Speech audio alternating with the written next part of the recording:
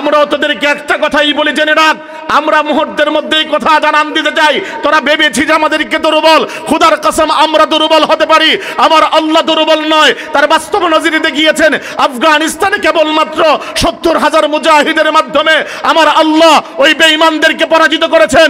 এতটুকুই না, রাশিয়ার ওই জমিনে, সিরিয়ার ওই জমিনের ভিতরে এমনি করে দীর্ঘ জীবন পর্যন্ত মুসলমানরা পরাজিত ছিল। আমার আল্লাহ এমনি করে 2024-এ তাদেরকে স্বাধীনতা দান করেছেন।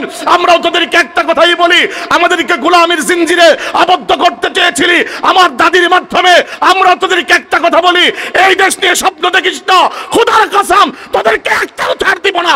ঠিক কি না বলো মুসলমান? ছাড় দিতাম, আগে দিছিলাম, ওই মুহূর্তে ইলিশও দিছি, এখন আর ইলিশও দেবো না, কিচ্ছু দিব না, সব দিছি, দাদিও দিছি।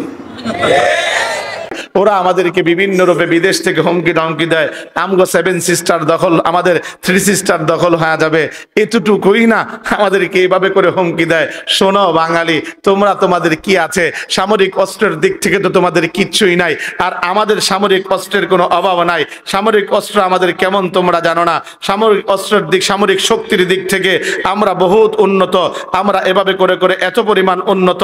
ওরা আমাদের মাঝে পার্থক্য বিভাজন করে, একজন মহিলা সে এভাবে করে করে সাংবাদিকতার মধ্যে বসে এভাবে করে করে আমাদের সামরিক শক্তির পার্থক্য দেখায়। সে আর বলতে চায় ভারতের নাকি 869টা এমনি করে হেলিকপ্টার আছে, আর আমাদের বাঙালির আছে কেবল নাকি 73টা।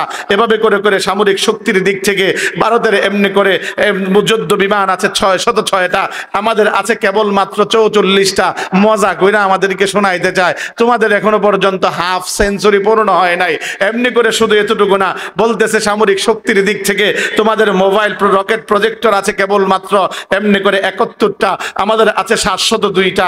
এমনি করে ভারতের ট্রেনার আছে 351টা, আমাদের আছে কেবল মাত্র 87টা। ভারতের এমনি করে অ্যাটাক হেলিকপ্টার আছে 40টা, আমগো আছে শুধুমাত্র 0, মানে একটাও নাই।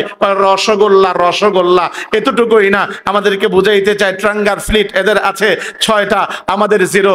আমরাও তোদেরকে একটা কথাই বলতে চাই, অতীতের ইতিহাসটা একবার স্মরণ করে দেখ। বদরের প্রান্তরে আমরা তেমন ছিলাম না, আমরা বদরের প্রান্তরে ছিলাম কেবল মাত্র 313 জন, তোরা ছিল ওই মুহূর্তের মধ্যে 1000। এমনি করে উহুদের প্রান্তরে আমরা তেমন ছিলাম না, আমরা ছিলাম কেবল মাত্র 1000, তোরা ছিল ওই মুহূর্তের মধ্যে 3000।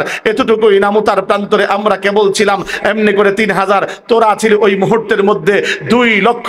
ওই মুহূর্ত ময়দানে তোরা টিকতে পারিস নাই।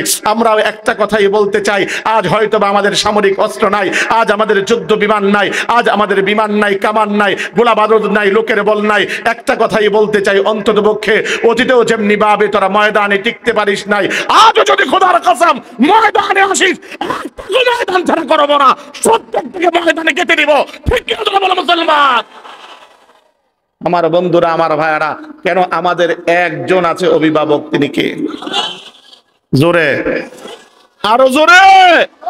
কারণ আল্লাহর নবীকে যখন নাকি হুমকি দিয়ে পারস্য সম্রাট চিঠি লিখেছিল, কি চিঠি? পারস্য সম্রাট এভাবে করে করে চিঠি লিখেছিল, ও মুহাম্মদ শোনো, তোমার কাছে একটা বার্তা পাঠালাম, শুনেছি তুমি নাকি মদিনার গভর্নর, মদিনার বাদশা, আমি তোমার মদিনাকে যেই কোনো মুহূর্তে গোপনে এসে দখল করে নিতে পারতাম, কিন্তু আমি তা করব না। আমি তোমাকে জানান দিলাম, খুব অনতিবিলম্বে তোমার কাছে আসব, তোমার মদিনাকে আমি দখল করে নিব, এটা তোমাকে জানা রাখলাম। আল্লাহর নবী যখন ওই মুহূর্তের মধ্যে সাহাবীদের সামনে মসজিদে বসে এই পত্রখানা পড়লেন, আল্লাহর নবী ওই মুহূর্তে বললেন, সাহাবীরা রে, ও আমাকে কটাক্ষ করেছে, আমাদেরকে দুর্বল ভেবে পারস্য সম্রাট এই চিঠি লিখেছে। আল্লাহর নবীর সাহাবীরা বলে, ইয়া রাসূলুল্লাহ, আমরা দুর্বল হতে পারি। নবী এবার বলতে লাগলেন, সাহাবীরা জেনে রেখো, আমরা দুর্বল হতে পারি, আমাদের কিচ্ছু না থাকতে পারে, কিন্তু আমাদের অভিভাবক সেই আল্লাহ, তিনি দুর্বল নন। কথা বলেন না কেন? আমরাও তোদেরকে একটা কথাই বলি, জেনে রাখ, আমরা মুহূর্তের মধ্যেই কথা জানান দিতে চাই। তোরা ভেবেছিস আমাদেরকে দুর্বল, খুদার কসম আমরা দুর্বল হতে পারি, আমার আল্লাহ দুর্বল নয়। তার বাস্তব নজির দেখিয়েছেন আফগানিস্তানে কেবলমাত্র 70,000 মুজাহিদের মাধ্যমে আমার আল্লাহ ওই বেঈমানদেরকে পরাজিত করেছেন। এতটুকুই না, রাশিয়ার ওই জমিনে, সিরিয়ার ওই জমিনের ভিতরে এমনি করে দীর্ঘ জীবন পর্যন্ত মুসলমানরা পরাজিত ছিল। আমার আল্লাহ এমনি করে 2024-এ তাদেরকে স্বাধীনতা দান করেছেন। আমরাও তোদেরকে একটা কথাই বলি, চেয়েছিলি, আমাদেরকে গোলামীর জিঞ্জিরে আবদ্ধ করতে চেয়েছিলি, আমার দাদির মাধ্যমে আমরা তোদেরকে একটা কথা বলি, এই দেশ নিয়ে স্বপ্ন দেখিস না, খোদার কসম তোদেরকে একটাও ছাড় দিব না। ঠিক কি না বলো মুসলমান? ছাড় দিতাম, আগে দিছিলাম, ওই মুহূর্তে ইলিশও দিছি, এখন আর ইলিশও দেবো না, কিচ্ছু দিব না, সব দিছি, দাদিও দিছি। কথা দি কয় না? আরো জোরে, আরো চিৎকার মেরে। এবার দাদি নিয়ে তোরা শান্তি থাক, আমাদের কথা স্পষ্ট, সেই কথা অন্তত পক্ষে আমার এই দেশ নিয়ে অন্তত পক্ষে তোদের ভাববার দরকার নাই।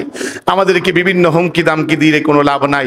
তোরা এই কথা ভাবছিস, এই কথা আমাদেরকে হুমকি দামকি দিয়ে হবে কি? কারণ মরণ যাদের স্বপ্ন তাদেরকে হুমকি দামকি দিয়ে লাভ নাই।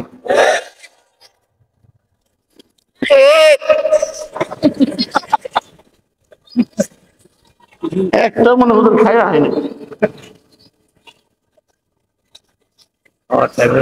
হ্যাঁ খানি আসেনি মাহফিলে? হ্যাঁ খানি নাই, যাক নিয়ত করে বইছে হুজুর তো, আর পরের হুজুর তো আর আসতে কয়, এজন্য আস্তে আস্তে অভ্যাস করি। আমি যে কথাটা আপনাদের কাছে বলতে চাই, অতএব হুমকি দামকি দিয়ে আমাদেরকে লাভ নাই। কারণ আমরা এক মানুষগুলোর উত্তরসূরি, যে মানুষগুলো মৃত্যুকে পরোয়া করতো না, মৃত্যুকে ভয় করতো না। আমার বন্ধু, আমার ভাই, নওজোয়ান তরুণ, তোমাদেরকে একটা কথাই বলি, তোমরা দেশ রক্ষার আন্দোলনে এই জমিনের বুকে যে অবদান রেখেছ, দেশ রক্ষা করেছ, তোমাদেরকে আরেকটা অনুরোধ জানাই, যদি ইসলাম রক্ষার আন্দোলন আসে, রাজি আছো তো ইনশাআল্লাহ? হ্যাঁ, কারণ তোমাদের কাছে ইসলাম রাসূলুল্লাহ দিয়ে গিয়েছেন। হুজুর আমার ডান পাশে বসা, ইতিহাস সাক্ষী। ও মুসলমান, যখন আল্লাহর নবী, বিশ্ব নবী রাহমাতাল লিল আলামিন যখন অনেকটাই বিচলিত, কোন মুহূর্তে, যেই মুহূর্তে ইসলামের সূচনা, ওই মুহূর্তে কোথায় বসবে, কোথায় বসে কালিমার দাওয়াত দিবে, কোথায় কোরআনের এমনি করে তেলাওয়াত করবে, কোথায় মুসলমানদেরকে এমনি করে তালিম তাআল্লুম দিবে, রাসূল যখন চিন্তিত, তখন একজন নওজোয়ান এসে আল্লাহর নবীকে এসে বলতে লাগলো, ইয়া রাসূলুল্লাহ, নাম আমার আরকাম ইবনুল আরকাম, ইয়া রাসূলুল্লাহ, আমি একটা কথা আপনাকে জানান দেই, নবী গো, আপনার কাছে এই কথা বলতে চাই, চিন্তিত হয়েন না, ভয় পায়েন না, কোথাও কোনো জায়গা না পেলেও আমি আরকাম ইবনুল আরকামের ঘরখানা ইসলামের জন্য আমি সঁপে দিলাম। জোরে কোন সুবহানাল্লাহ। ওই যেই ঘরের ভিতরে রাসূল যে তালিম করতেন, সেই ঘরটার নাম হলো দারুল আরকাম। ও মুসলমান, তিনি এবার ওই মুহূর্তে বলেছিলেন, ইয়া রাসূলুল্লাহ, আমি তো আবু জাহেলের বংশের লোক, আমার অতএব ওর প্রতি ভয় টয় আপনারা হতে পারে, আমার ভয় নাই। কারণ হলো, ওরে সব সময় দেখি, ওর প্রতি আমার কোনো ভয় নাই।